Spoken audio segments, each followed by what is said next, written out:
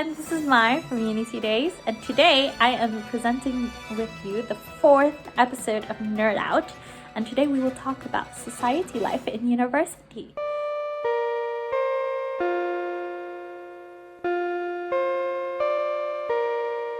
So first thing first, just a little background in case you don't know.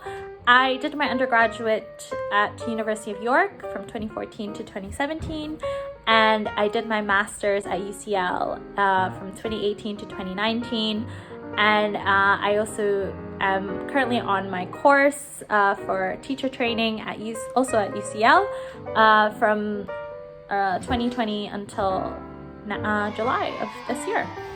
So I have some experience of being an attendee of events and also being part of 3 societies as a committee member.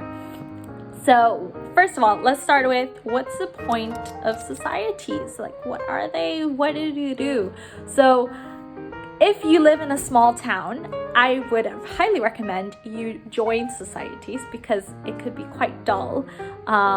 And as someone who doesn't party, I spent my nights going to events and hanging out with friends, which brings me to my next point on how societies can help you create a community.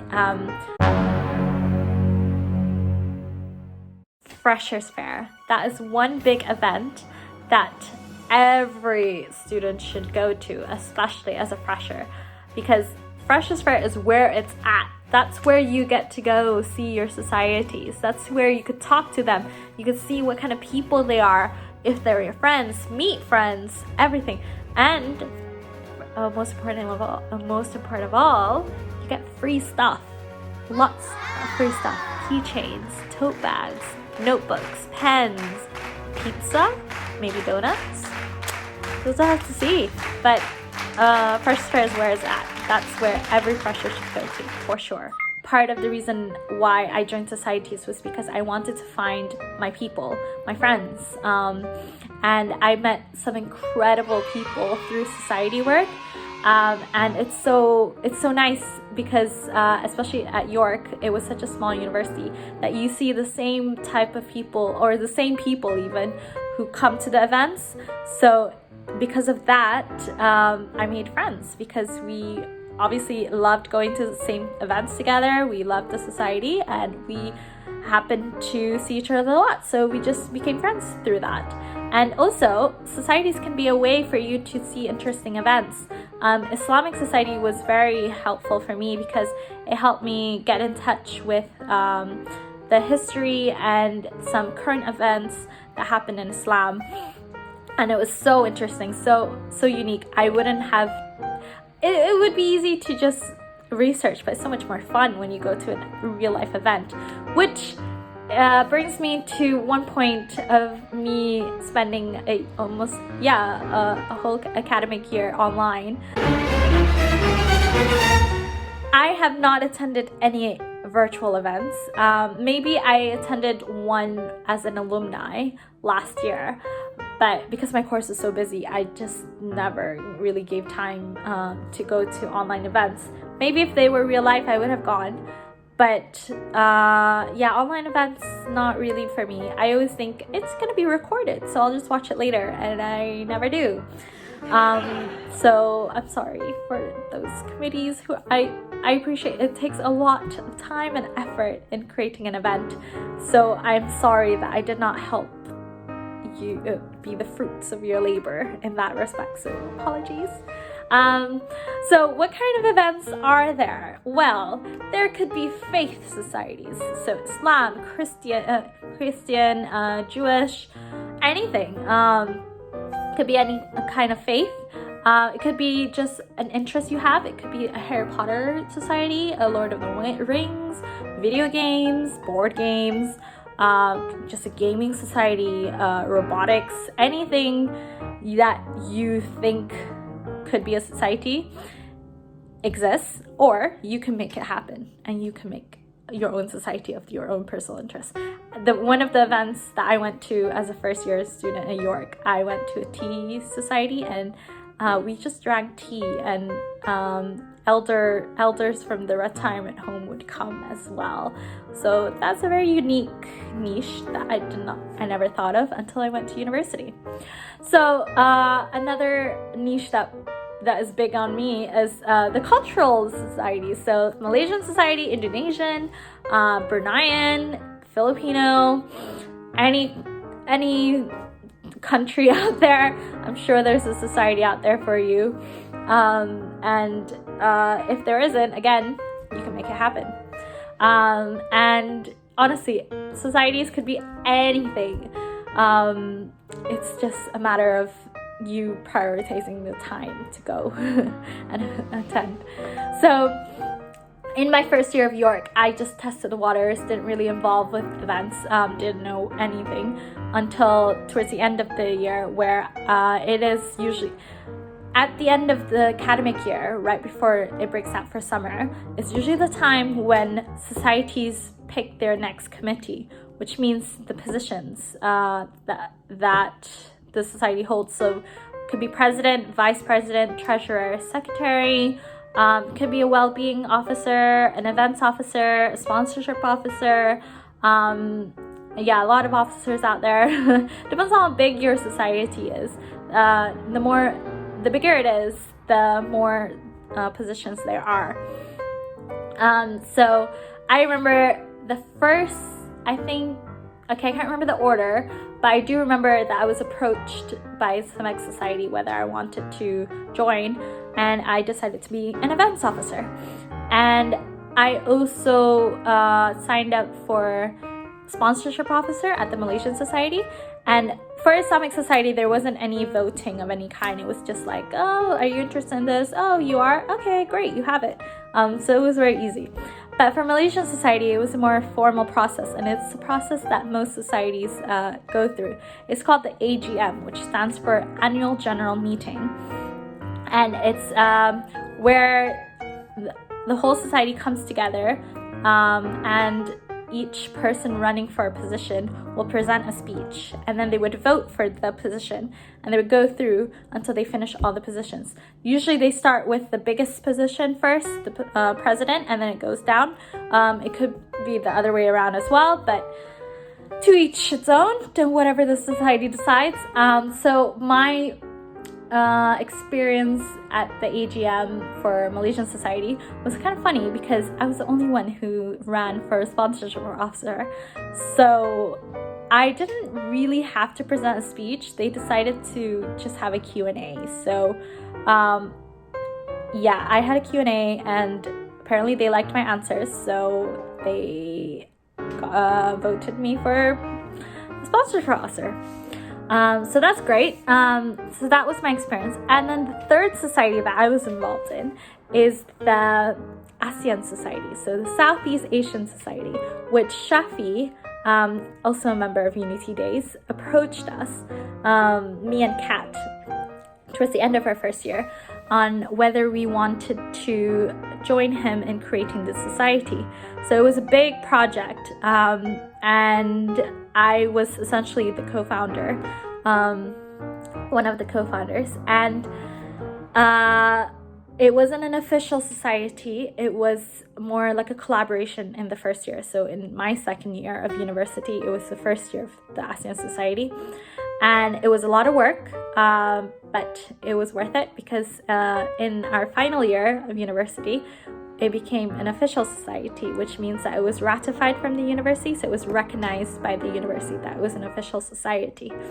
So that was great. Lots of work, lots of things, memorable things, memorable events, memorable people. Loved it. I am a big advocate for societies in university, especially when you live in a small town like York. You don't really have much to do.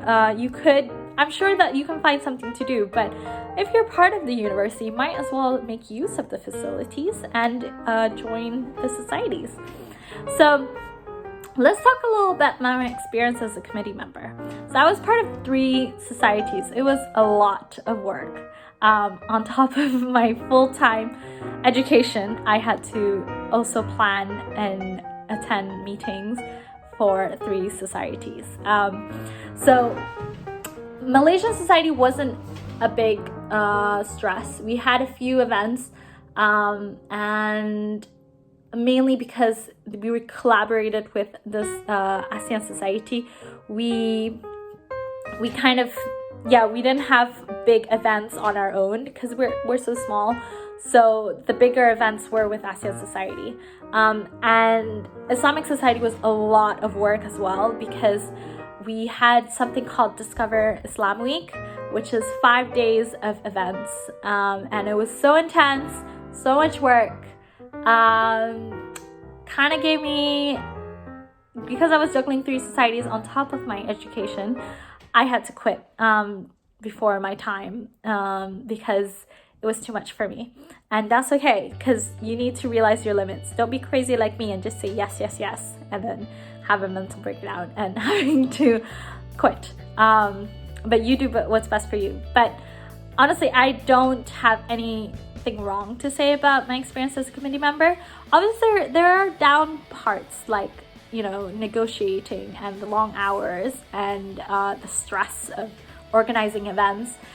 But whenever I felt stressed, what was the most rewarding part of doing it all was seeing everyone come together and just enjoying the fruits of your labor. Our first major event as ASEAN Society, before we became an official society, we had over 100 people turn up. We only expected like 50 at most, and that was double the size, and it was the best experience ever. So much stress, so much uncertainty, so much, but it was so worth it.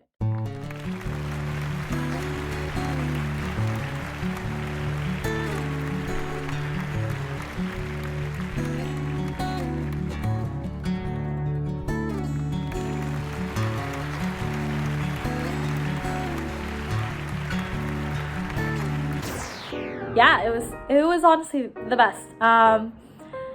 And one downside about being a committee member, you also have to, let's see, with your university, because it's a lot of things to consider. We had to fill in, I don't even remember what kind of form it was called, but we had to fill in a form, like a risk assessment kind of form, and then we had to book the room, we had to get our form approved. It's a lot of work, but you'll learn it all as you go.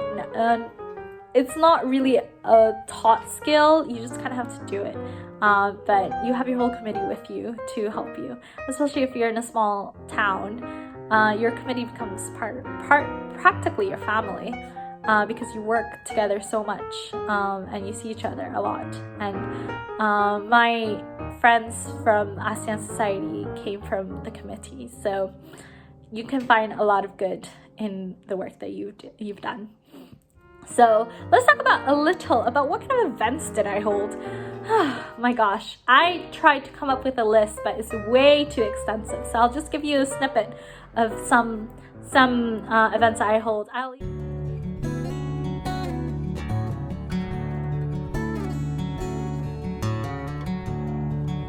But off the top of my head, I remember the biggest event that we ever held for the ASEAN Society was the introduction event, where it was a get to know and a food kind of related event, and that was with 100 people.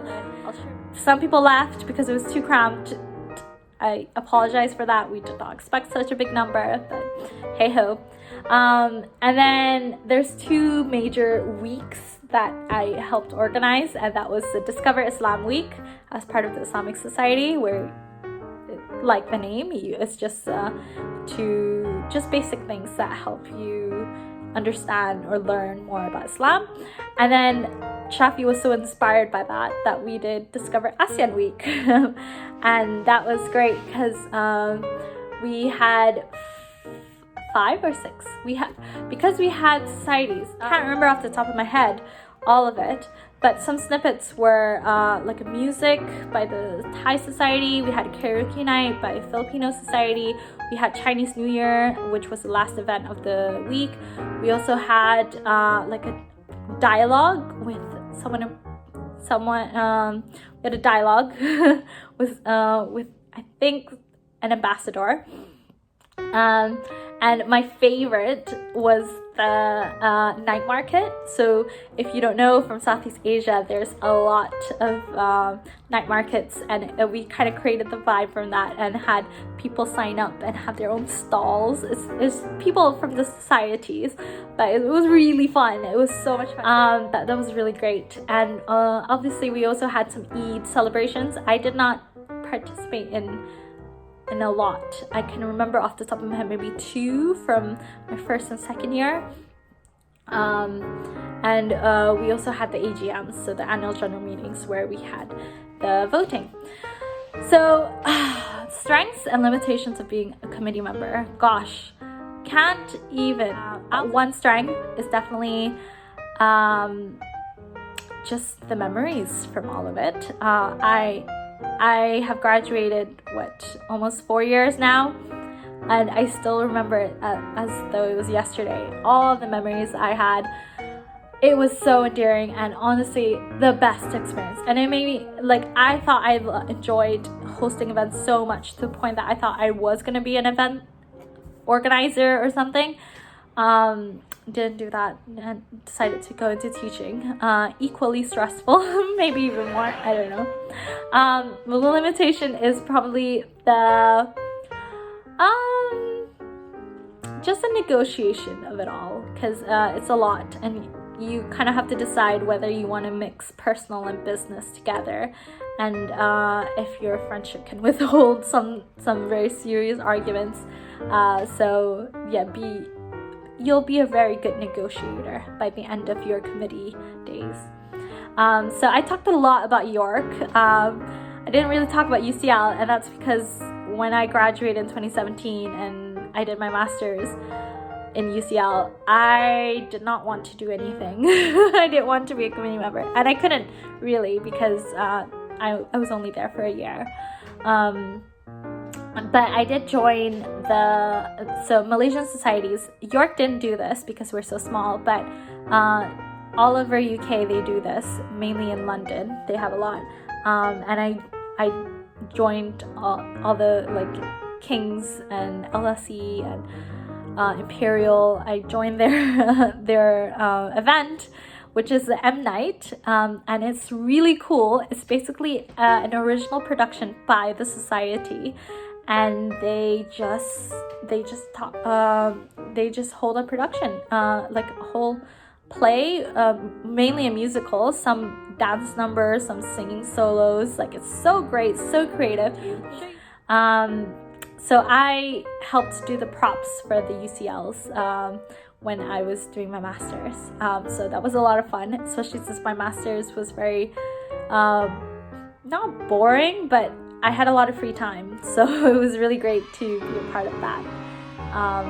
And unfortunately, when I started my teacher training course, I wasn't able to do that because of COVID. And yeah, I just took a back seat when I was in UCL, and it was great because I got to go to events that, I could appreciate events much more, considering that I did it before. Anyway, okay, and the last thing that I would like to talk about is, what did I want to know about societies and committees before I was a part of it? I just wish that some people would tell me, that's a good question. Honestly, I wouldn't change anything for the world. I think the advice that I got from my friends who were already in university was to just join when you can, especially in first year, because things don't count in first year in the UK. So just enjoy going to societies, deciding whether you're a part of it or if you just enjoy going to the events. It's all up to you. But if it's something that I can impart to someone else, is definitely join when you can. Join as an attendee, join as a committee member, whatever you fancy, whatever you fancy, just do it, because it is honestly the best part of being a university student, is joining the societies, because you would not be able to do that when you're older. It's just so much harder to go to these events and not a lot of people are going to organize. And if it is organized, mostly it's paid. You do have to pay for some events, but it's just a fraction of what the real world calls for. So join societies, join events whenever you can. That's the advice from Unity Days. And with that, I like to close today's episode, and I hope you enjoyed. If you have any questions, comments, feel free to hit us up on our Instagram, on our YouTube, and I hope to see you in the next episode. Bye!